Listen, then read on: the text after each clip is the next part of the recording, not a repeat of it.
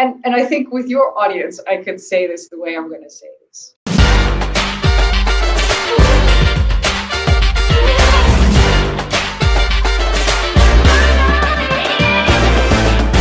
Yeah, all right, let's do this. Hey, what's up, everyone? Ghazali Ohorella here with Maluku Live, episode 14. Happy New Year for one, and what else? Blessings, maybe. Wish you all the best. Happiness, kindness. What else? Patience, perseverance. A lot more things that I can't come up now. Like, obviously, you've seen my social media or received any texts from myself. Hopefully we can continue this streak that we're on with the podcast and everything else. Mind you, that 2021 we're going to do some amazing things. Just to put on your radar, hashtag How to Indigenous Now will be our first series of this year. Will be on Indigenous youngsters. So Indigenous youngsters from 8 to 18 years old talking about the futures, what they imagine when they dream with their eyes open. Indigenous kids from all over the world. Keep an eye on my social, on dates. We're going to do like the first series, some multiple episodes. Anyway, episode number 14. Full disclosure with this one, I'm bringing in Jessica. She is the mastermind behind Tribal Wisdom. I'm saying full disclosure because I've been, how should I call it? Like helping you with advising. Probably that's the better word to describe my rants. We had some phone conversations. It's like the sparring session of Rocky in those Rocky movies, right? Yeah, that you you talk a little bit, you throw in some ideas, and see what sticks.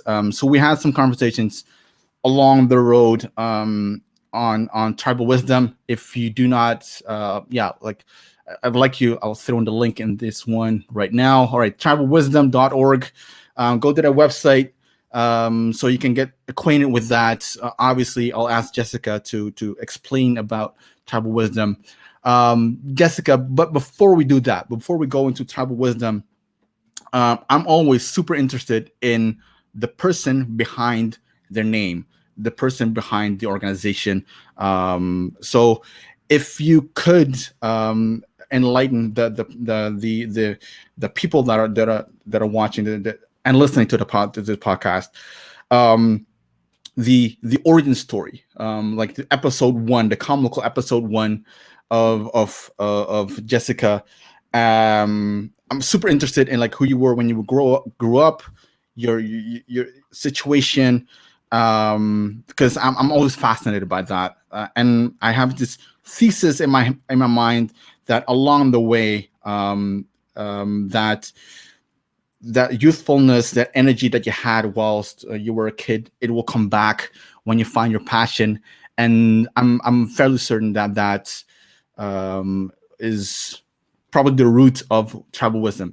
Anyway, I'll let you talk, explain, share a little bit the 5 or 6 minute version of the origin story before we go into like the nitty gritty of Tribal Wisdom and how I can help Tribal Wisdom with some ideas and everything else. Cool. Thank you, Ghazali. And thanks for having me on the show. I was really honored, a bit startled actually when you asked me, because I was like, could I be a topic? And I'm not ready, and we don't have much to show for yet.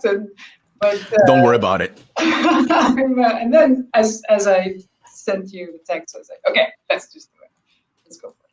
Yeah. I love how you say origin story. It is indeed, my origins are very eclectic, very mixed. I was born in Curacao, an island in the Dutch Caribbean, and my father is from Curacao. My last name is Curaçaoan, and my mother is German. So that already is an interesting mix. And if I go back in lineage, there is a lot more on opposites that one can discover. The Dutch, there is a Dutch influence on my father's side, but also kind of the plantation holder, as well as the woman who didn't probably voluntarily have a baby, which was my grandfather. And so then there's on the German side, apparently there's Jewish blood, there's all kinds of things that can be traced. So I really feel like a mix, but I feel more Curaçaoan. Like that's what I really feel that I'm at home, than anything else. But as it goes, I was 4 years old when we moved to the UK. And so I spent a few years in London with my brother and my parents. And then I was about 6 when we moved to the Netherlands, and that's where I grew up. So not feeling as Dutch as my peers in school, and in fact, always feeling that I was different, not having the vocabulary of saying multicultural, but definitely different. I guess that was something that in our home, we would always underemphasize. I mean, we all knew we were different, but it wasn't a big deal. There was no point made out of it. However, I did realize that my father, who was a Black man in a white corporate world, he definitely had his challenges, and yeah, that's something that me growing up in a white world, I didn't discover until much later, or sense or feel for myself. Me being as pale as I am as well, I guess I got away with a lot. And so growing up, we realized we were different, but we were also kind of, in a way, one could say colorblind, but I could also say kind of the whole spectrum, as opposed to colorblind. And there was always an appreciation for the differences in everybody who we met. And there was definitely a curiosity on my side of different countries and different cultures, and a huge interest in travel, which luckily we did a lot as well. And my mother she's an artist, and she's probably one of the least German stereotypical people coming from Germany. She's also very nomadic and very free spirited. So that was a beautiful blend, which interestingly my father countered, being probably the most businesslike Caribbean you might ever meet, and punctual and all of that. So everything was just observe the human, and not necessarily enforce a stereotype. Right. And I think if we move towards the journey of tribal wisdom, the defining moment for me that I realized this is something I feel I need to do was when I was pregnant. And so my husband and I were living in the States. We'd spent 2 years in China, and we wanted to start a family, and I wasn't going to do that in Beijing. And so I was happy that my company transferred me to the United States in Seattle. And having this child grow, I really wanted to get advice from the people who you trust with advice. And I always call it, like, especially in a life-changing moment like that, you're looking for wanted and even welcoming unwanted advice of people who say, you should eat this, or you should sleep like that, or when you're pregnant, you should blah, blah, blah. And I was just really craving that kind of, where in all my traditions, in the rich cultural background that I have, there was nothing really that I could lean on. And I realized that the information that I was getting was very modern, very medical. People have their babies in push carts or prams, and I was like, no, a baby should be held and close to the body. But how do you do that? And luckily, progressive as Seattle was, there was a lot of There were a lot of people exploring more traditional ways of birthing and of raising your children. But still, I felt like with the internet, I mean, even back then, this is 14 years ago, the internet, everything should be available there for me to look this up, even about my own cultures. And it wasn't, or it was really hard to find. So that's actually where the idea came up that I was going to create this mama guides of traditional parenting. And that kind of evolved into not just for parenting and child raising, but also for other themes that I was interested in, like architecture. It's like, why do we always reinvent the wheel with architecture? And look around you. I mean, there's a lot of ugliness, and there's also a lot of inefficiency. The example that really struck home for me is like there are hurricane areas in the world that have been probably struck more with hurricanes than that they used to be, but nevertheless, they're used to hurricanes. It's hurricane season every year. Why do we build the way we build and disaster happens every year? How did they do that, 500, 600 years ago? And so all of this traditional knowledge, or if you're building something in a cold area, or in Morocco, they have this way of building that you don't need air conditioning. There are these vents and the air flows and it's cool and the walls are thick. And so all of these kind of things, I started to think, okay, this should be knowledge that can be infused to anybody who is interested in a certain theme. And then, of course, many other themes are relevant, in my opinion, including relationships, or how organizations organize themselves, or self-care products. We don't need shampoo the way shampoo is store-bought. There are many ways to do this, but it's like super fragmented, and you can find it. So I thought, okay, if it's not there, I'll go do this. I'll go create this library of knowledge, traditional knowledge, practices that people who want to share what they are doing and share their teachings, that is available for those people like me who are like wisdom seekers. And a matching portal for knowledge holders and wisdom seekers. And I was gonna, that's actually where we got to setting up that platform.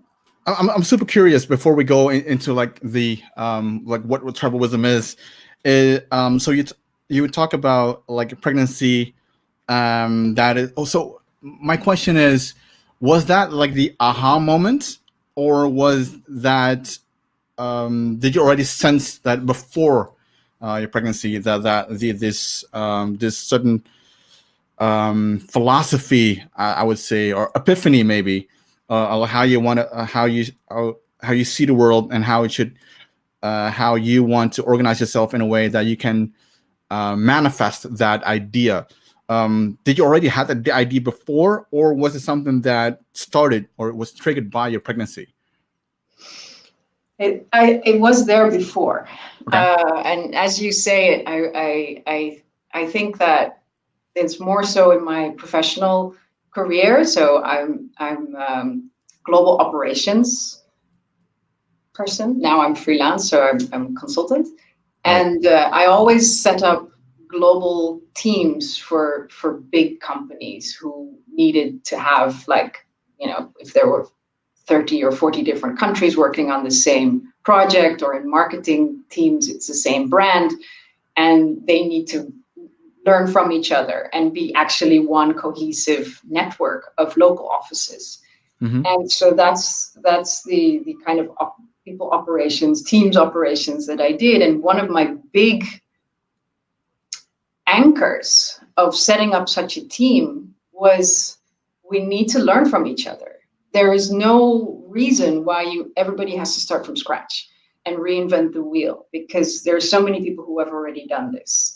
So there is institutional knowledge, there is co-creative knowledge. Like, we both have this problem. Why don't we work together? Whether we're in Japan and Brazil, or whether we're both in Europe, there's very often overlap. And I felt like all the people are just more keen, and they learn faster. We learn faster if we can learn from a different starting point.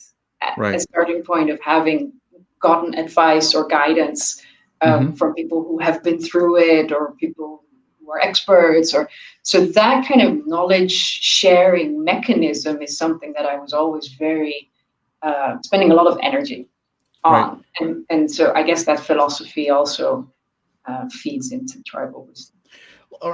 Jessica, like looking at current pandemic, obviously Indigenous peoples organizations having to adjust to the current situation and circumstances. With your, I would say, corporate experience, but not corporate experience, but your way of seeing the world in organizing people remotely in different countries.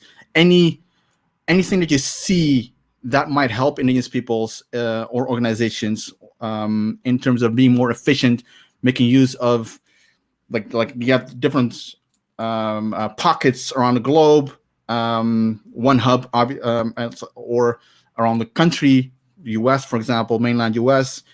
Anything that you see or might advise to these organizations that could help them, help them through this new way of working together for one common cause.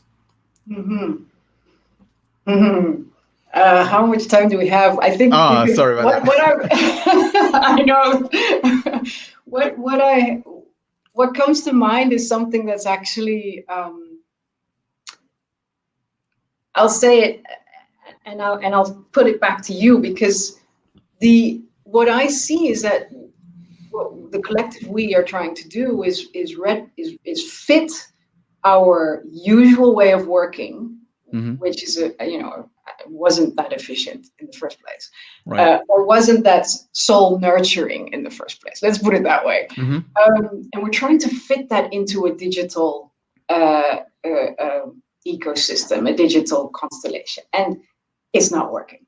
Nobody is loving 8-9 hours of Zoom calls a day, and I think, and this is again something that I've learned from Indigenous peoples, especially, I think we need to let go of a lot of old concepts. And I'm not saying anything new, but specifically the way we manage time. Okay. So let's say you and I meet, and I love that about you. We get on the call, and of course, sometimes it's capped. Like, I have to be somewhere else at this and this time. Yeah. But we get on a call and we just start. And we just go and we flow. And we don't necessarily always, you and I, and you and probably many people, we don't always say, this is going to be a 45-minute conversation. And meetings and calendars in work environment are set up like that. So I think we should let go, as much as logical, and basically set a start time and say, this is the moment we're going to start, and we're going to let it flow. And it could be a short conversation, it could be a really long conversation, but rich, rich in not just topic and business that needs to be covered and discussed, right, but rich in terms of connection, rich in terms of, I came out of that conversation with more energy than that I went into it. Right. And I don't know, what do you think about that? I 100% agree. I have some thoughts that we're trying too much to put a analog world into a digital world. We're trying to. We think that first of all, we think this is temporary. This whole Zoom, Microsoft Teams, StreamYard, whatever, that's all temporary. So we're just thinking, all right, let's do this for now. So that when we go back into like in-person meetings, we can go back to the way it was. The problem with that is the way it wasn't working for us. We we managed as, and then this is we're talking from a indigenous movement perspective, we've managed to survive as an in an in-person world when the permanent forum was happening, expert mechanism was happening. We got into one place and we started working, and it was great. We went to Bonn or COPS, whatever. We came together as a movement and we worked, and it was great. Now it's a total different. It's like learning a total new language. It's not like learning a new dialect. It's you have to learn a new language because you're moving to a different country.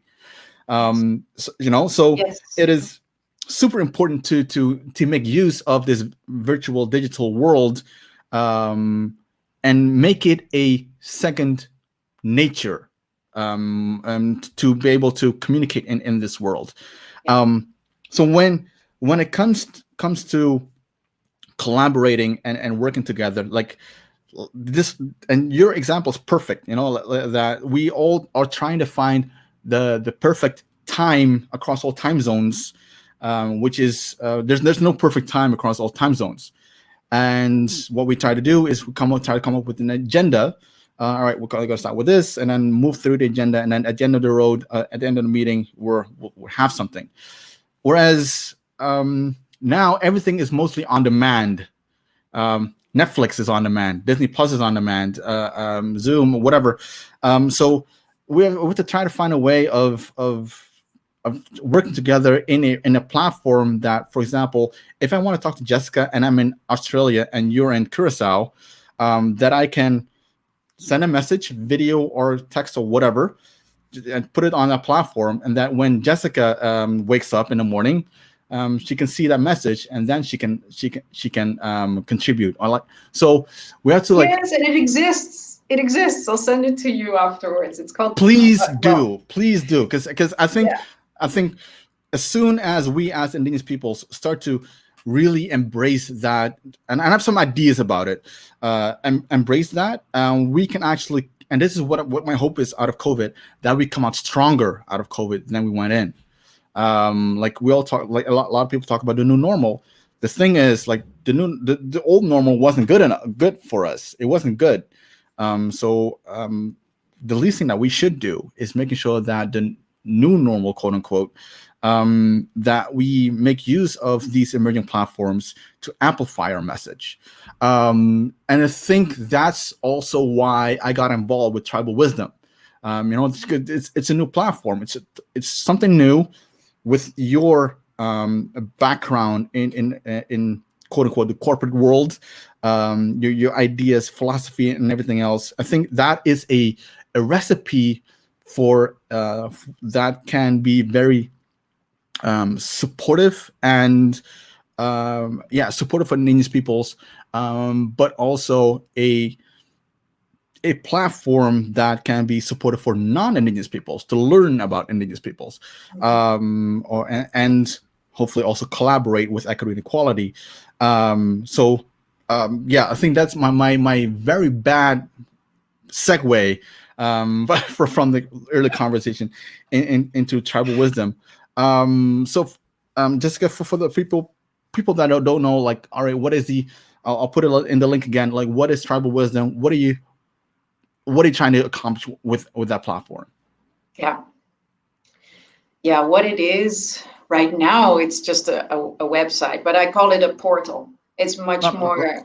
Let's talk about the end goal, right? Like, we'll talk about it. What's the way you're trying to achieve? Yeah, the end goal. I'll say kind of the practical end goal, Sure. And then I'll get into more depth, I guess. The end goal is that there is an easy way for people to share their traditional knowledge, practices, teachings, messages around it, stories, to a global audience in the way that they feel comfortable sharing it. And this is crucial. So in speaking with you a lot as well, the terminology of traditional knowledge holder or knowledge holder versus wisdom seeker came up. And then there is also maybe a knowledge sharer, somebody who helps a knowledge holder to digitize, really, in a way, what they would like to say. We speak also a lot about validation in our conversations. And I spent years validating what I thought might be the format or the output. And every time I feel such caution to assume. So I keep validating and asking people, what do you think? What do you think? And a few things have come out. When I say it has to be sharing the way you would like to share, it also means that if your story is shared orally and only orally,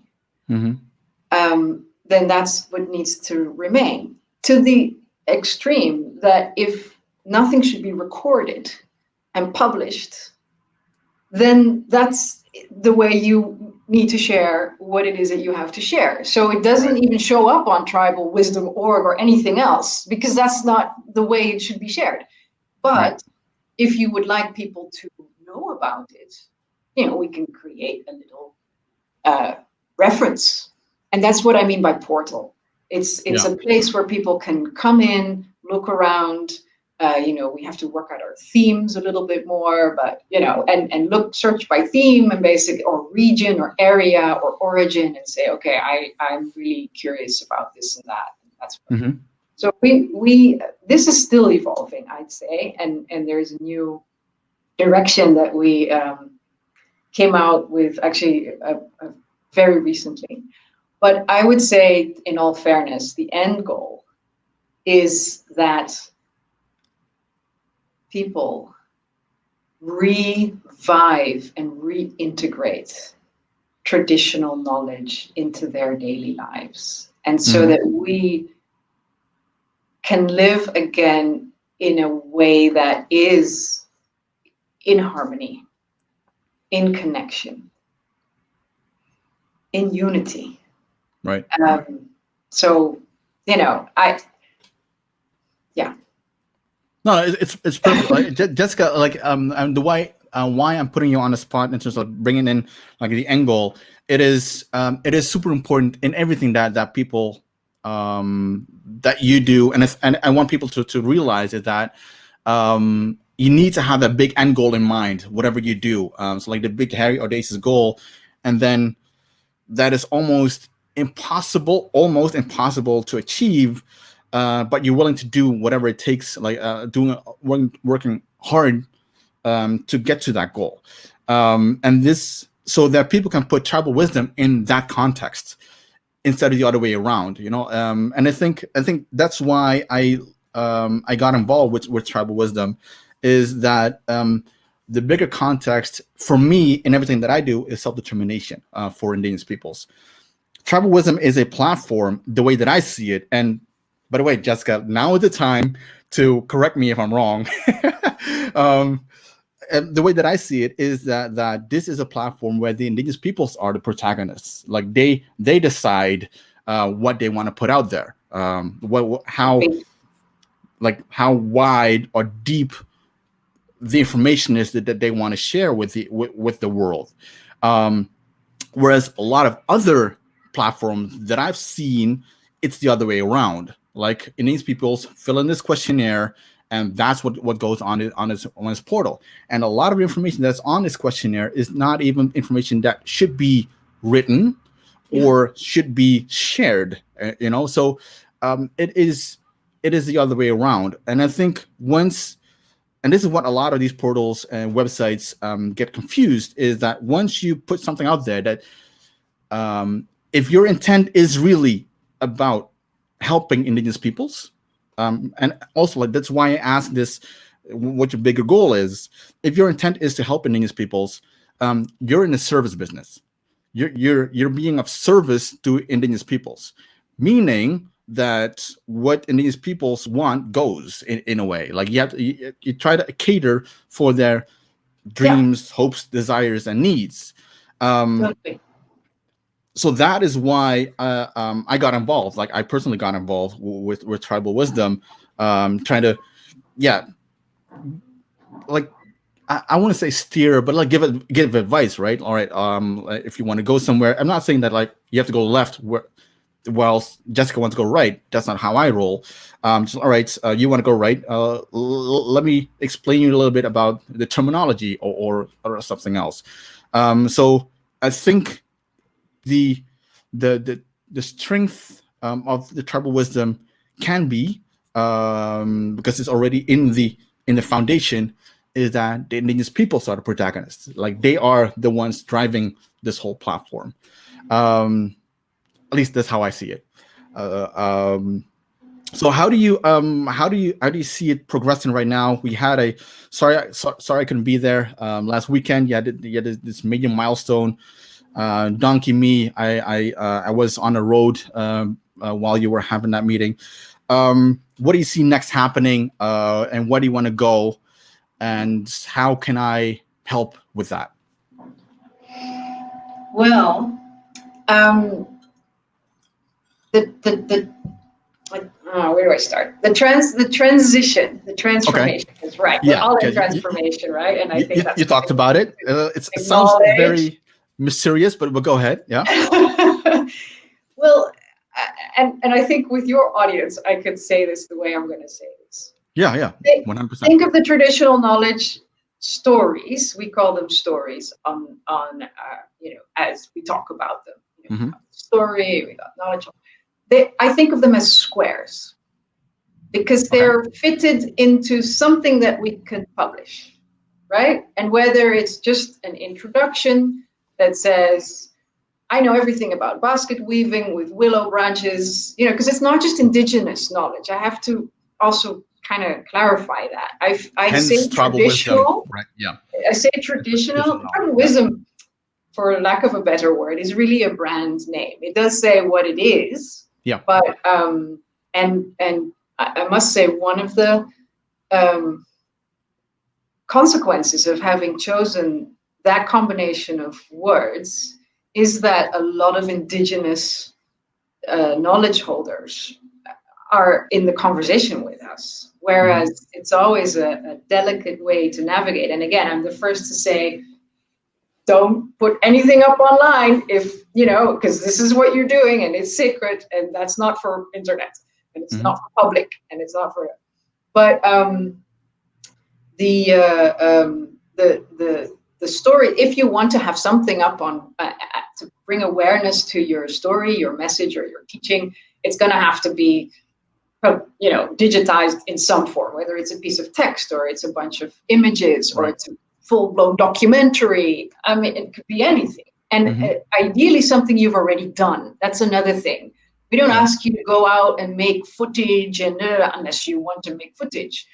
But if you already have a Facebook page or if you already have something done, published, something digital that can be uploaded, that's what we'll take, and however you want to present that. Obviously, we need a few keywords and metadata, meta fields, and we have a profile, so we would like a photo of you or the logo. So that said, that is all very square. It's all very old world in a way, as in not old world, but like how we used to be last year. And so the transition is going towards circles. Okay. And also literally circles, as in we speak in circles, we learn in circles. Circles is how we used to teach and learn and gather and center and connect. And so we want to look into a way, and this is the question, I guess, that for you.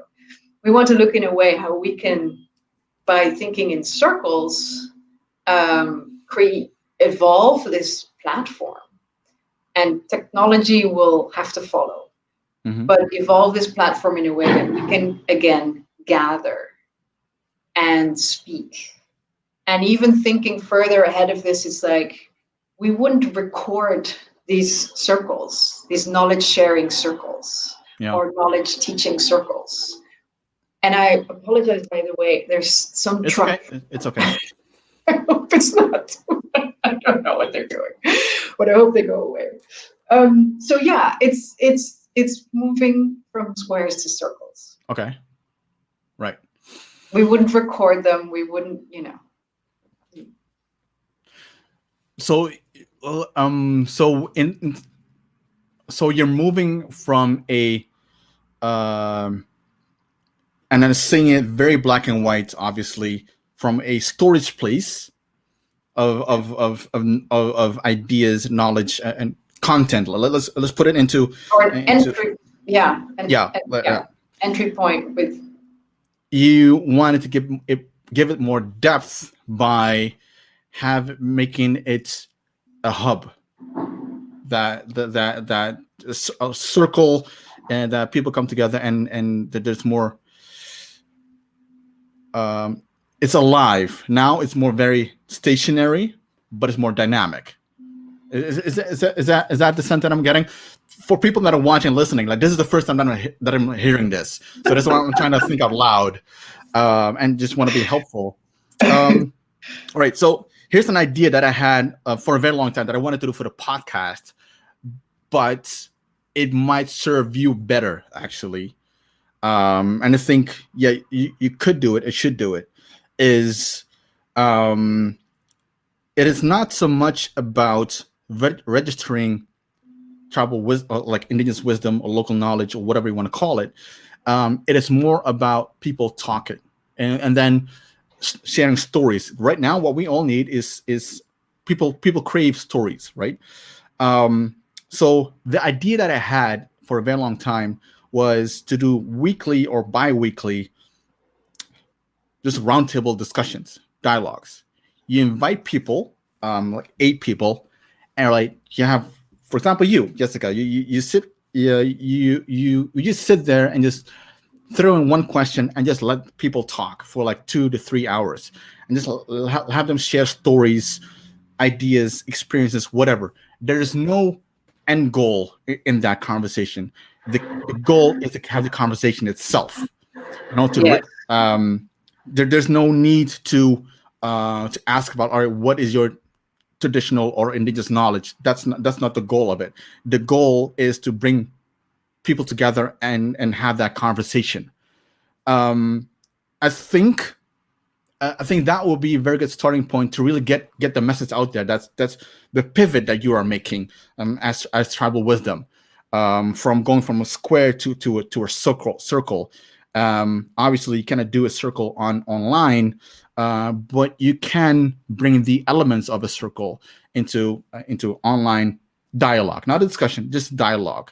It can be the protagonists that you already have. I think that's a very good idea as well, to the people that are on the platform, that are using tribal wisdom right now, because it's all like, this is all branding. This is brand awareness. What this whole exercise is, creating content for your for tribal wisdom, bringing awareness to these indigenous peoples, bringing awareness to tribal wisdom, bringing awareness to the topics that they're discussing. I think you can go a lot of ways, a lot of directions with that thing. I think that is something that I would love for tribal wisdom to do, because it puts everyone has an idea of the direction they want to go, but your idea, it needs to be able. You need to be able to communicate it to other people so that they understand in ways that they understand. And one of the ways that I think about right now is to have that circular, or like that dialogue with 7 or 8 people with you in it. It's going to be long form. It's going to be like 2 to 3 hour conversation. But don't worry about that. Don't worry about you need to cut it up in 10 minutes. Everything is on demand right now. So if people want to sit through 3 hours of content, they will sit through 3 hours of content. People sat through 4 hours of me on my birthday talking to indigenous peoples from all over Pacific. You too. So thank you so much for that. You're one of the few, but like it is. Don't worry about we have to cut it up in certain elements, or we have to cut it up in question answers. Talk. That it is, like you said, it is making use of the digital platform, but keeping the indigenous way of doing things. Just circle, talk, whatever format content you want to do it, it's fine. Just make sure that there's no end goal, like that you can do this in perpetuity. Just all right, so this week we have these people, next week we have the same people, but then certain changes or some other people. You have tribal wisdom is a pool of people right now. And including dying. like languages. Don't say it all has to be in English, or don't and yeah, just let it emerge. And I would also like the platform to be a place where anybody can create a circle. But there are all like-minded people who know about the circle that person wants to create. Yeah. In whichever time zone, in whichever language, with whichever theme. I do like the idea of having it theme-based. I mean, it's like, what am I joining this circle for? Especially if it's long form and has no specific end time. But no pre-formatted and no, as you say, we have to end with a certain output. The being in circle is already a teaching, and and we have to also go back to kind of trusting that you will receive what it is that you need to hear, and you will be able to share what it is that is, to be shared. Yeah. At that moment with that audience. Yeah. Yep. One thing I want to caution you as advice is not to overthink it. As in, just start. Okay. Start with something and pivot along the way. Yeah. All right. This doesn't feel good. I'll change it then next. You're not on CNN or NBC or whatever. You're just trying to create that conversation. You're not trying to do the perfect thing. The conversation is the idea. Like the story sharing, that's the idea on a certain topic or theme. You can. I'm next episode on this on my podcast will be on mental health and exercise and everything else, because like it is self-care, so like it doesn't have to be on like this big audacious topics like climate change, biodiversity. You can go as narrow and as wide as you want it to be, because that's what I'm saying. Like you can go through a whole breadth of topics that you want to talk about. Just start. Just do it. That's what I would say. Yeah. Cool. Yeah. Anything else that I can? I know you're time sensitive. I don't want to take too much of your time. Anything else that I can help you with that you want to share? At this point, at least. Obviously, we can have a more offline conversations in due time. But is there anything that you'd like to ask, talk about, or share at this point? Yeah, I'd like to kind of ask you, indeed, and this hasn't changed from when we started talking a few years ago. It's like, it's always the question on my mind. Is how can we be in service to those who wish to share their teachings, their knowledge, their message, their story. And I'm not big on following the news. I find it doesn't contribute to my day. But I have heard a lot of horrible stories of elders, now with the corona, and knowledge kind of leaving the community prior to it was hoped. That elders, are more sensitive and suffering. That said, I'm really always hoping that maybe one day will be a fund so that I can help fund local programs. That would be amazing to be able to, as tribal wisdom, also say, you want to revive your language, you want to implement this and that multi-generational educational program with traditional knowledge, with indigenous Do it. knowledge. But just the question is, what's that?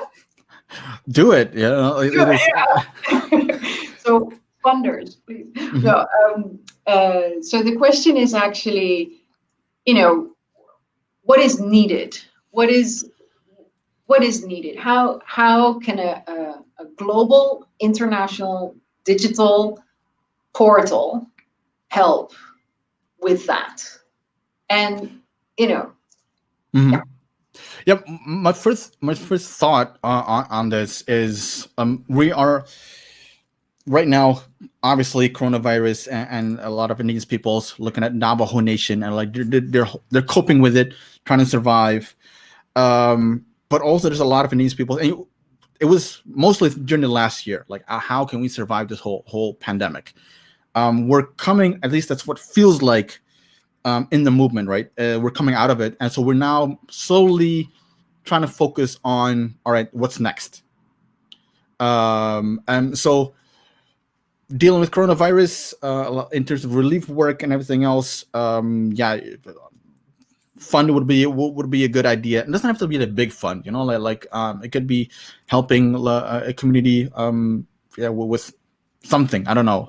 There was some initiative not last year that was very, very helpful to help the Hopi and the Navajo Nation.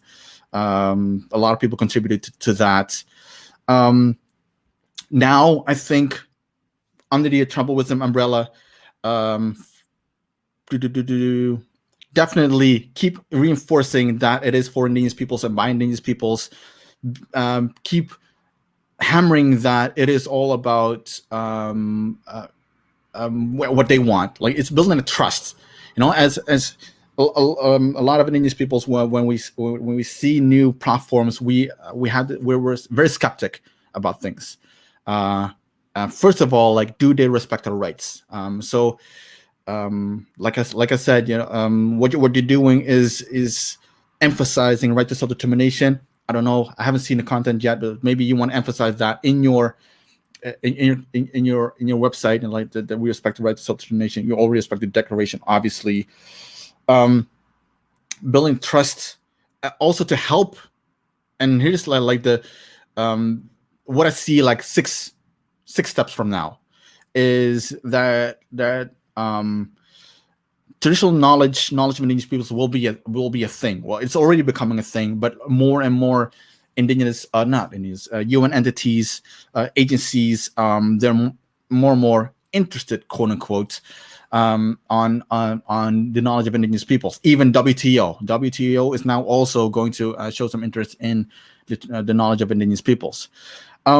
So right now, to be of service, I think what can really help with Indigenous peoples is to create a platform or develop your platform in a way that it becomes the model where that Indigenous peoples can point towards. All right, this is what we want to see in the UN context.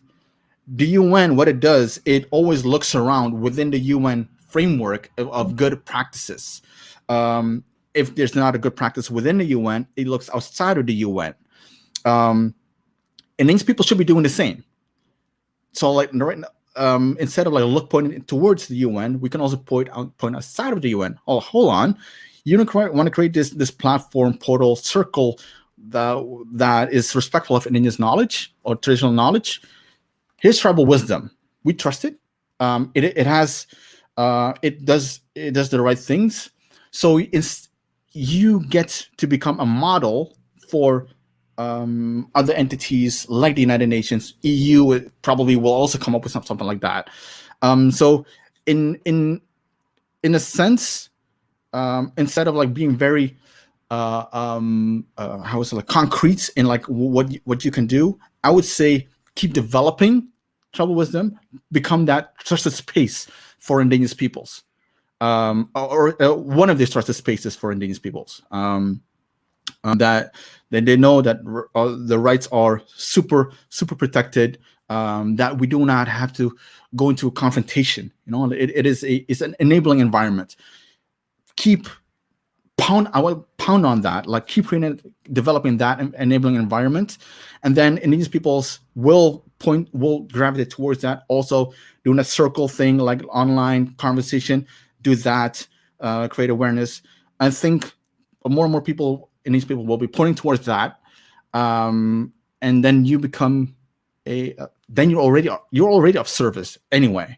But just keep doing what you're doing and become good at it, instead of like going wide and trying to spread it, but keep doing what you become good at it. And then I think that's already like a 2 to 3 year thing, and then afterward and then throughout the next coming months or years, we can have another conversation. All right, what's the next? How can we pivot to something that is needed, or can we make something stronger, or go more in depth into things? You're already you're dynamic right now. Stay dynamic. The movement is dynamic as well, and these movement is pivots a lot. Like now it's climate change, biodiversity. We're omnipresent. The movement, at least that's what we try to be. So if the thing is, it's like a tailor-made suit. What tribal wisdom should become. It's like a suit that fits well. Well, I like to wear suits, so that's why I'm making that analogy. A suit that fits well. Walk around barefooted with the least clothes. That's what I love to do on the islands, Tuvalu, Fiji, New Zealand as well. In the UN context, it is bula shirts and suits. Sorry, tailor-made suits. So in a way that a tailor-made suit, that is an all-purpose suit. So that's tribal wisdom should become that it becomes a something that Indigenous peoples can always point towards, go towards. I think that's already a huge task. But I think you should go deep into it, making it stronger, stay dynamic instead of going wide.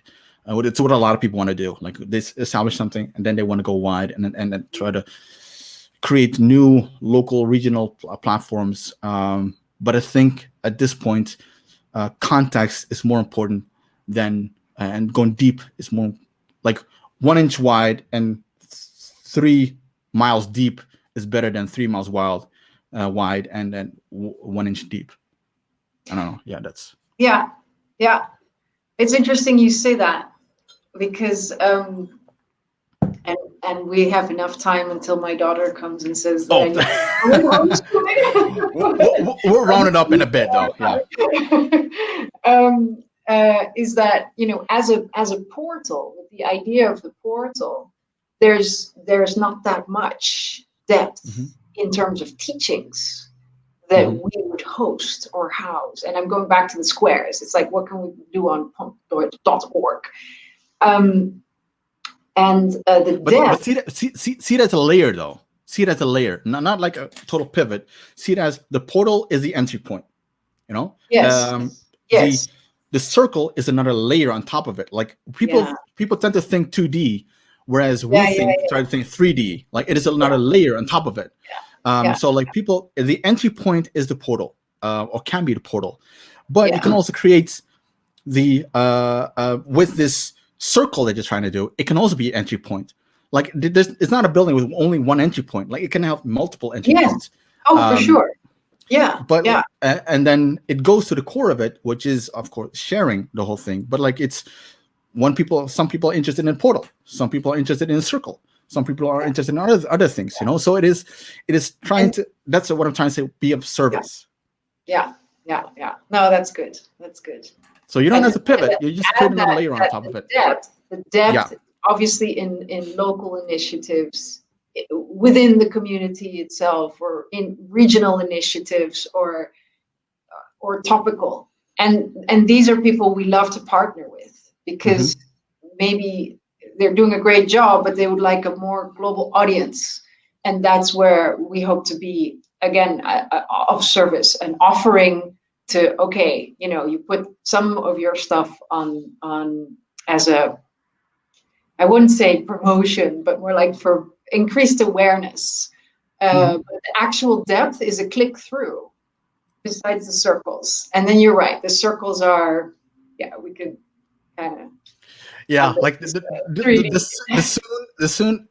moment we start talking about spheres and like circles and squares, it puts us in a certain mindset that is already that doesn't do justice to what we're trying to achieve.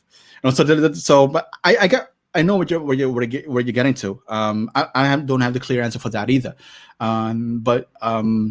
Just saying that it doesn't have to be a pivot. It is. You have the you have the portal, the circle, and everything else, and layered entry points. I have to come back to you in some analogy to describe it best. This is the first time first time I'm hearing it anyway. So we're conceptualized. Yeah. All right. So any. So what do you think? How are you doing? All right. We talked about trust, service, Indigenous peoples. We talked about circles, as in content, creating a conversation. Potentially, this is just an idea. Not that you have to do it. I'm not a board member. Anything? No.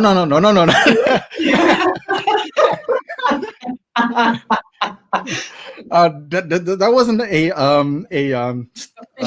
board membership. That wasn't a open how do you call it call or what, like asking for that solicitation. Anything that you're running into in terms of raising awareness for the platform itself? We're talking social media, we're talking amongst Indigenous peoples, any my struggles, and you also I have a few people who support with social media. Okay. And we're not super big. I mean, we're on Instagram, we're on Facebook, but that's more like I had to, not really make, and I'm on Twitter. We have a LinkedIn page. What I want to say is, and we started a podcast. They're very short. They're, again, like portal entry point kind of. They're very short, so you can just listen to them in a quick 15, 20 minutes, and then if there's more on the website. But I don't mind that we're not that known yet. Of course, it would, every time somebody follows us and I see that, I'm like, ooh. But because I also feel like we are maturing, and there's still a lot that we want to do before we feel like, all right, it's showtime.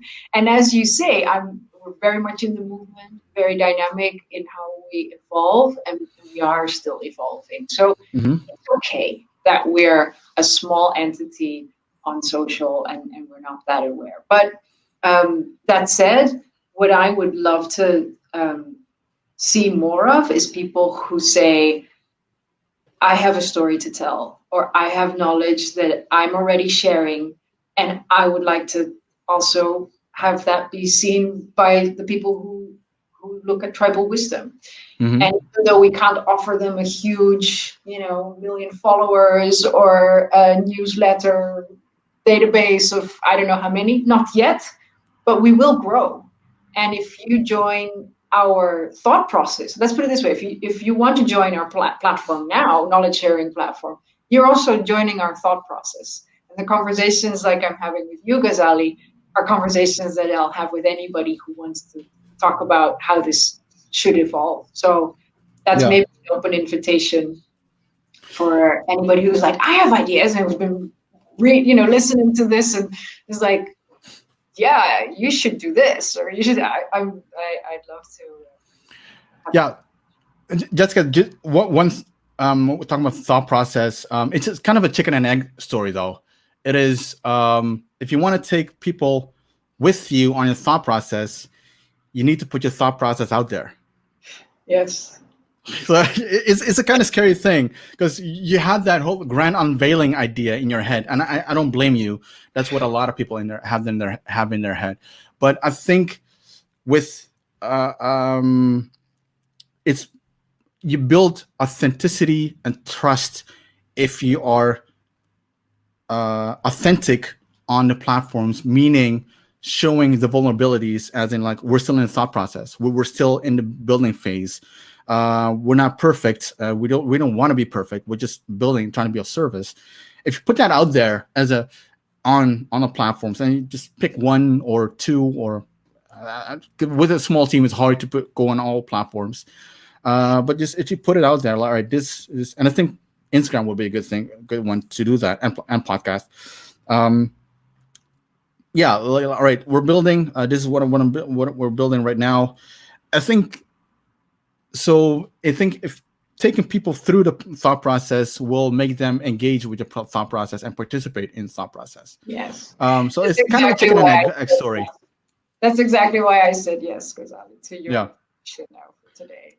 Because on one hand I was like, oh, we're not ready yet, but I was like, hey, I wasn't ready for a podcast either. So we're here, we're there. It's evolving, it's growing, and it's not as scary as it looks like. Like it's all in your head anyway, like I have to become up perfect. Like this, the thing is, perfection is overrated.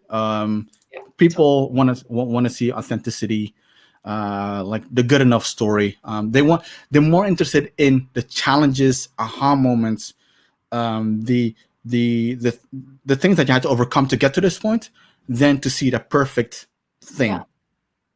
So if you translate that into the story of tribal wisdom, I would recommend to document that story as well, like the building of tribal wisdom, which can be a post or a tweet. All right, hey, I'm working on this right now. What do you think? Cool. Because it is an idea. Anyway. Thank you. Cool. That was amazing. We talked for a little over an hour now.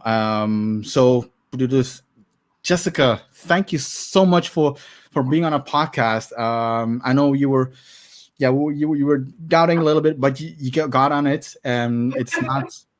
I'm not a big bad bear or wolf or whatever, gorilla or what do you want to call it. Came out of it unscathed. Thank you, Masha Danki. Thank you so much for your time, your work, energy, efforts, and personal. I don't playing piano here. For being who you are, and love to see whatever